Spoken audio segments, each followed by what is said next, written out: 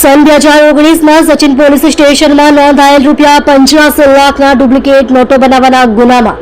છેલ્લા 6 વર્ષથી wanted Rita duplicate not બનાવનાર આરોપીને દિલ્હી ખાતેથી ઝડપી પાડતી સુરત શહેર ક્રાઇમ બ્રાન્ચ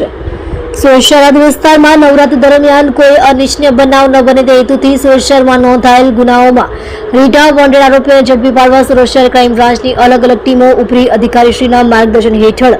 વોન્ટેડ આરોપીઓને પકડી પાડવા વર્કઆઉટમાં હતા. દરમિયાન નાસ્તા ફરતા સ્કોડના પોલીસ માણસોને મળેલ આધારભૂત બાદ હકીકતના આધારે દિલ્હી પહાડગંજ નજીકથી આરોપી સચિન ગુલાબભાઈ પરમાર, દેવી પૂજક, ઉંમર વર્ષ 28, ધંધો બેકાર, રહેવાસી ફ્લેટ નંબર 3667 પહેલા માળે, બરીવાપન, પહાડગંજ, દિલ્હી, મૂળ રહે ગામ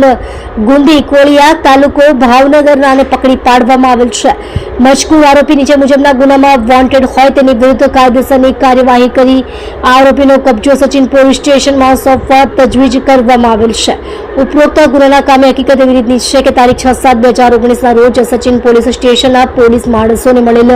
હકીકતના આધારે સચિન પલસાણા ટી પોઈન્ટ પાસે શિવરંજની એપાર્ટમેન્ટમાં આરોપી કાનજીભાઈ રણછોડભાઈ ભરવાડ અને સુનિતાબેન લક્ષ્મણભાઈ ઉબાડે નાઓને પકડી પાડી તેઓના કબજામાંથી ₹2000 તથા ₹500ના દરની ડુપ્લિકેટ ભારતીય બનાવટની ચલણી નોટો ₹85,22,000 અને પ્રિન્ટર, કોરા પેજ અને ઇંક બોટલ મળી કુલ્લે ₹85,42,732ની મત્તાનો મુદ્દામાલ કબજે કરવામાં આવેલ છે. સદર ગુનાની તપાસ દરમિયાન મુખ્ય આરોપી તરીકે ડુપ્લિકેટ ભારતીય બનાવટની ચલણી નોટ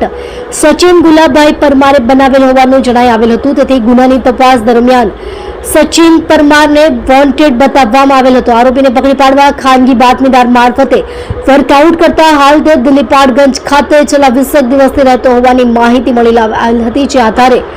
ક્રાઇમ બ્રાન્ચની ટીમને દિલ્હી ખાતે મોકલવામાં આવેલ હતી, જેઓએ પહાડગંજ બરીવાપન ખાતેથી આરોપીને પકડી પાડેલ છે.